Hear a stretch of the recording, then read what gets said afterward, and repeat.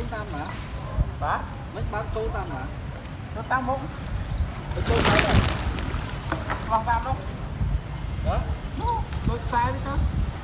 Tôi sai phương ấy. Ra.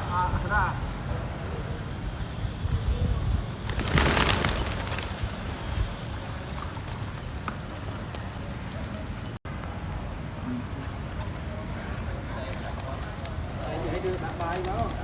Nó nói máu rồi. Làm lại bạn màn bên kia rồi gì?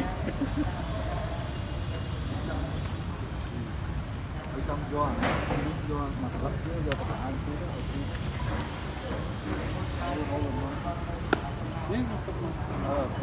Mình hết vô.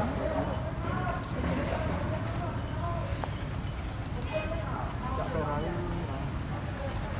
Anh mình chợ bán cái gì bún không á, bún đó. Ót chợ đầu tiên ót chớm tí dặn đấy.